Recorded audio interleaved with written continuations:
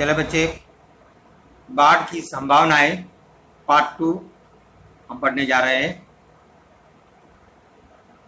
अब हम एकम के प्रत्येक गजल को देखते हुए आगे एकम बढ़ाते हैं। सब अपने अपनी किताब निकाले, अपने अपनी सब किताब निकाल दे। बाढ़ का दृश्य, बाढ़ की संभावनाएं, दुष्यंत कुमार जी का है। तो आज हम बाढ़ की संभावनाएं एकम के एक एक वाक्य के, विकल्प के, दो दो वाक्य के, व्याकरण के प्रश्नों के साथ सविस्तर सिखाने जा रहे हैं। तो सब पहले अपनी किताब निकाले, किताब निकालकर बैठे, किताब में ध्यान दे।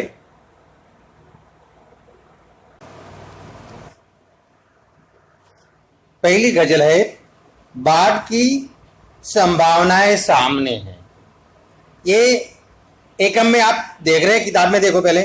बाढ़ की संभावनाएं सामने है। बाढ़, जब बारिश एक बार आने के बाद रुकने का नाम ही नहीं लेती, उफमती हुई आती है, तो उनके किनारे जो घर बने हैं, जो लोग रहते हैं, उनकी स्थितियां क्या है, इसके बारे में देखना है। आप बाढ़ का दृश्य एक तस्वीर में देख सकते हैं। एक किसान खड़ा है, दूसरा देखे कि पूरे गांव में पानी भर चुका है, तीसरा देखे तो उसके नदी के तट पर जो घर बने हैं वो बह रहे हैं। तो पहले आप देखे कि जो बाढ़ की संभावनाएं सामने हैं और नदियों के किनारे घर बने हैं, तो पहला प्रश्न इसमें से निकल सकता है कि घर कहां बने हुए हैं। इसमें से कौन सा प्रश्न निकल सकता है कि घर कहां बने हुए हैं? एक वाक्य का प्रश्न है, तो घर नदियों के किनारे बने हुए हैं। वैकल्पिक प्रश्न ऐसा भी निकल सकता है कि कौन सी संभावनाएं सामने है, तो बाढ़ की संभावनाएं सामने है। नदियों के किनारे घर बने हैं, तो बाढ़ आने से सबसे ज्यादा नुकसान किसको होता है?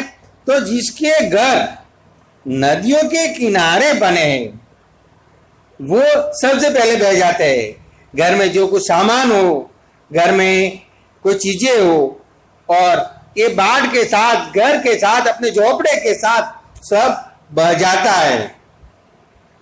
और उनके पास सिर्फ प्रकृति के सामने, मालिक के सामने बेबस लाचार इंसान ये सब बहता हुआ देखता ही जाता है। एक साल पहले बनारस में बाढ़ आई थी और उनके तट पर के सब गांव सब बह चुके थे और बाढ़ की स्थिति भयानक होती है।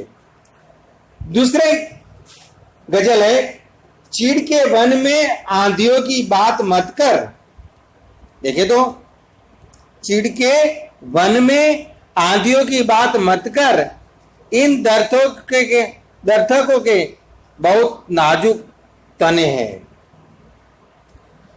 तो चीड़ का वन होता है, ये चीड़ के पौधे होते हैं और ये बड़े नाजुक होते हैं। आप तस्वीर में देख सकते हैं, ये चीड़ का पौधा है, दूसरा चीड़ का वन है, और उनके सामने चीड़ के वनों में आंधियों की बात मत कर, क्योंकि दरख्तों का मतलब पेड़ होता है।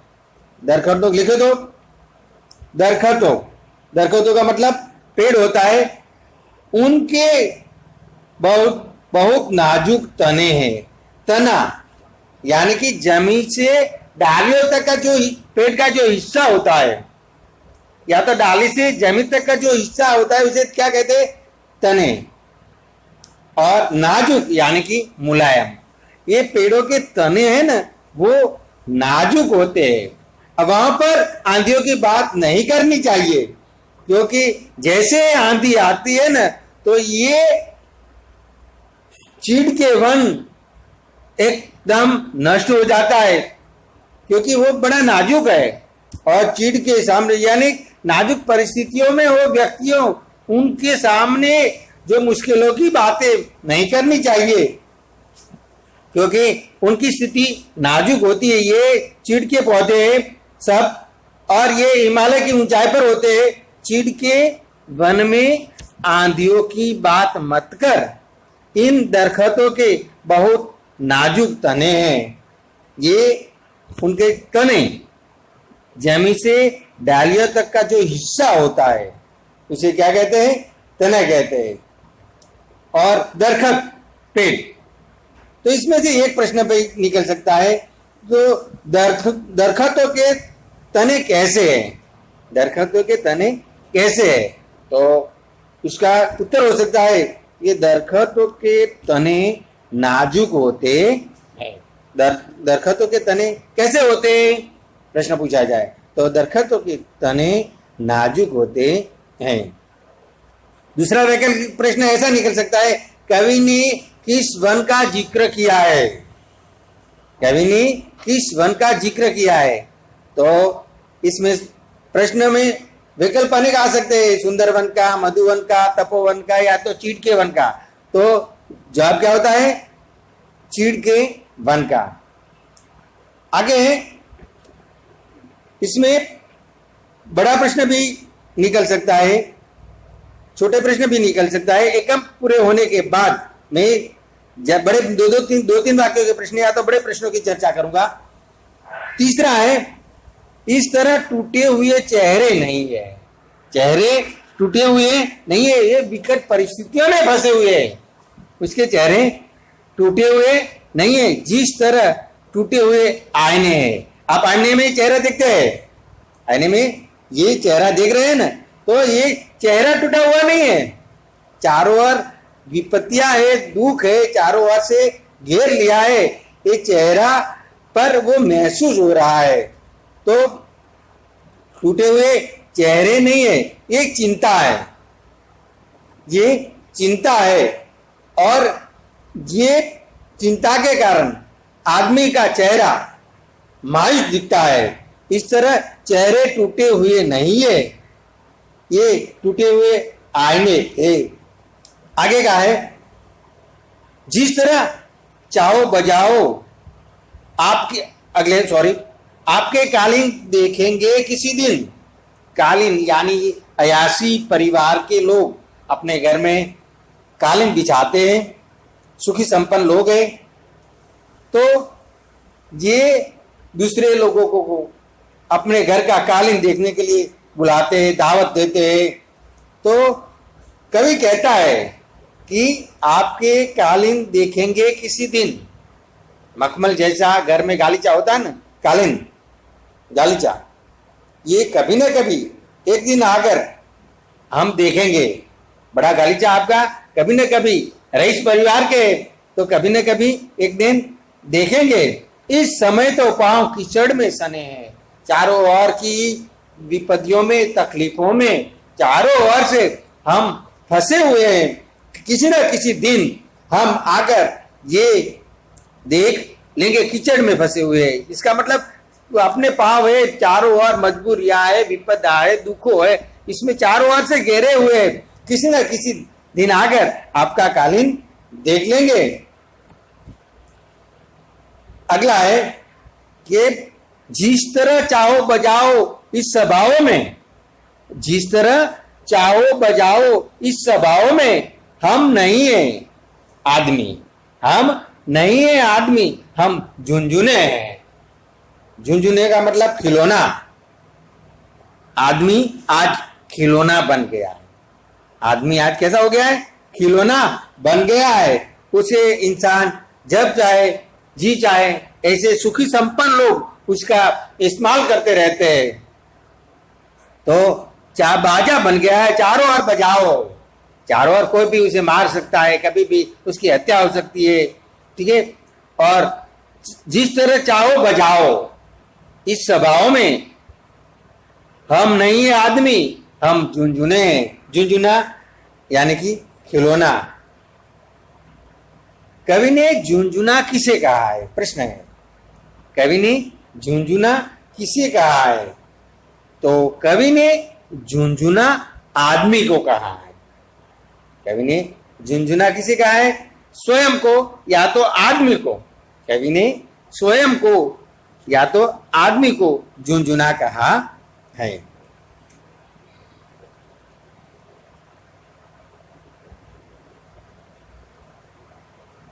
अगला जो था अब गजल, इसमें प्रश्न था कि कवि कालीन क्यों नहीं देखना चाहता, कवि कालीन क्यों नहीं देखना चाहता।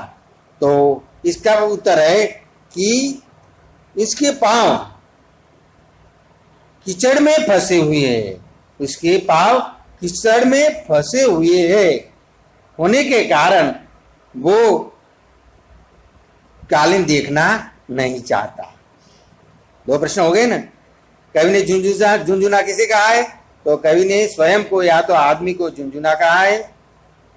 दूसरा कि कवि कालीन क्यों नहीं देखना चाहता, क्योंकि उनके पांव कीचड़ में फंसे होने के कारण वो झुनझुना देखना नहीं चाहता। कवि ने झुनझुना किसे कहा है, स्वयं को कहा है या तो आदमी को कहा है। आगे की गजल, अब तड़पती सी गजल कोई सुनाए कि विद्रोह हो जाए।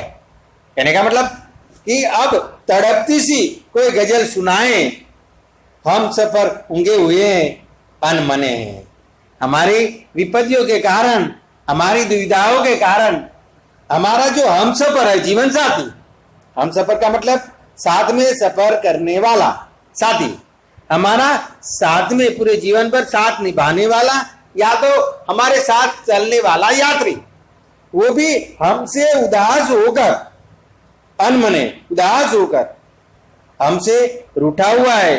ये शायद कोई ऐसी तड़पती सी गजल सुनाए और चारों ओर ये विषम परिस्थितियां हट जाए, विद्रोह हो जाए और हमारे सभी दुख चले जाए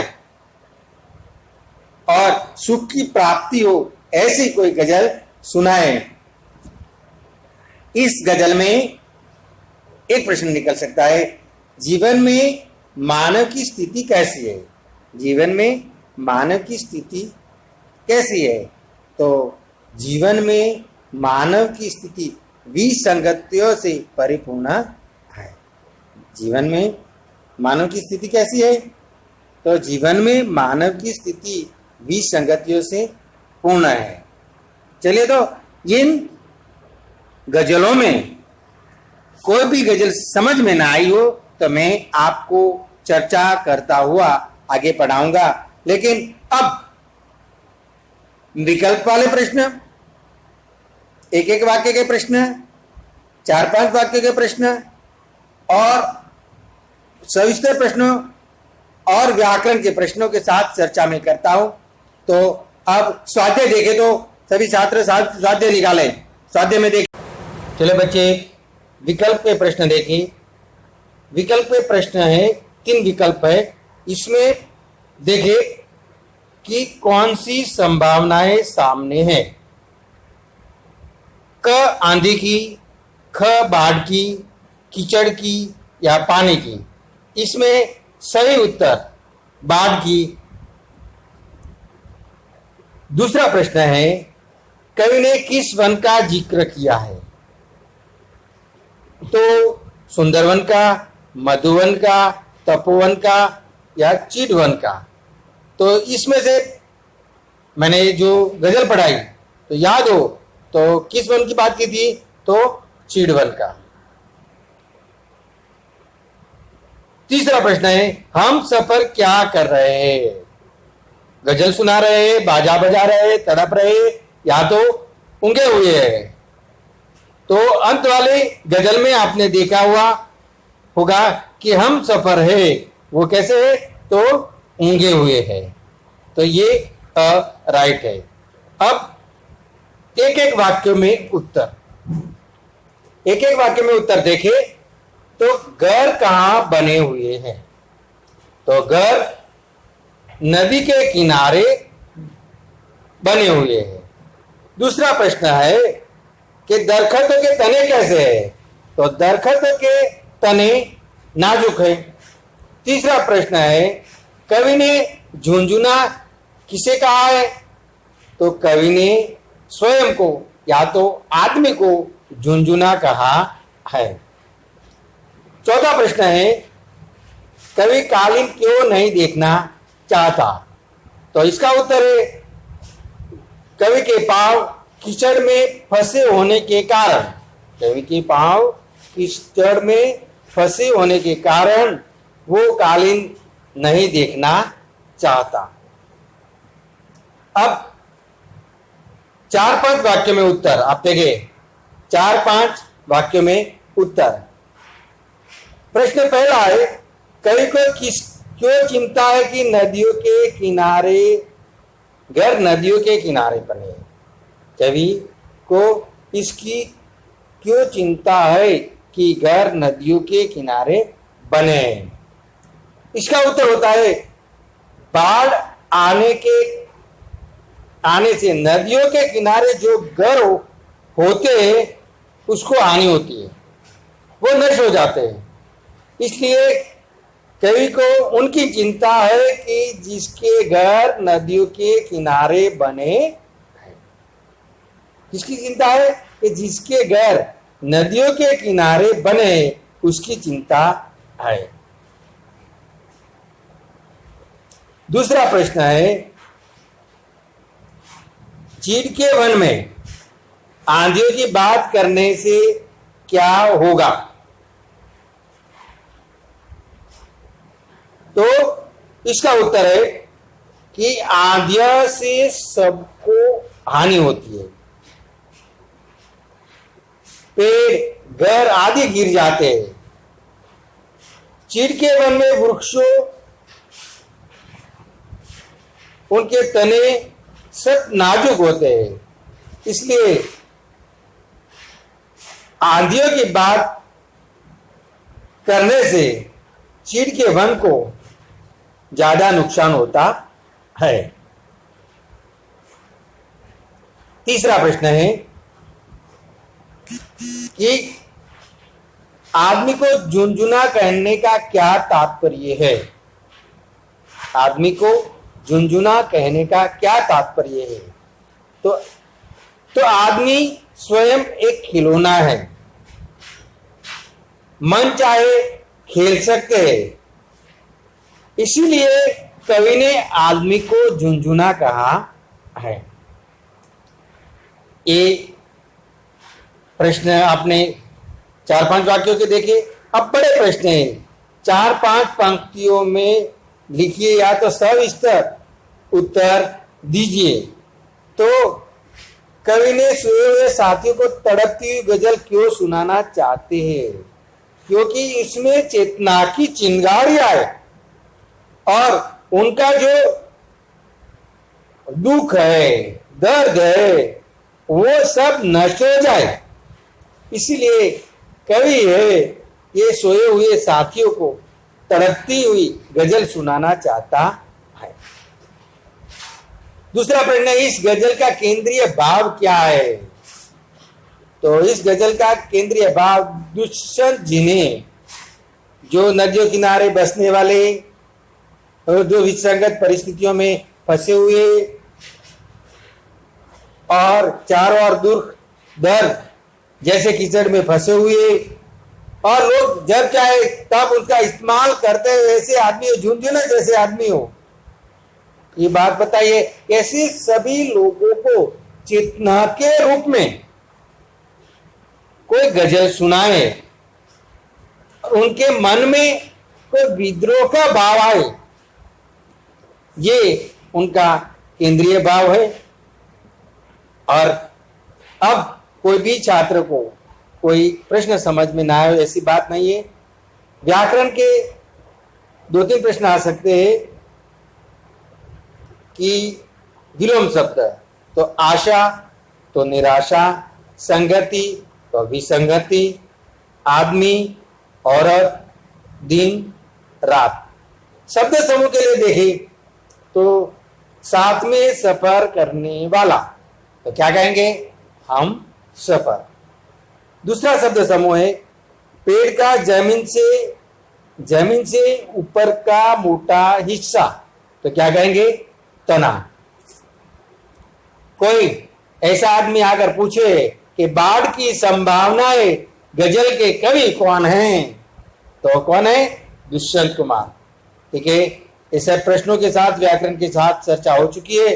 सभी छात्र उसको बार बार पढ़े, बार बार सुने, तो मेरा ख्याल है कि किसी भी छात्र को ये एकम में कोई दिक्कत नहीं रहेगी। अस्तु।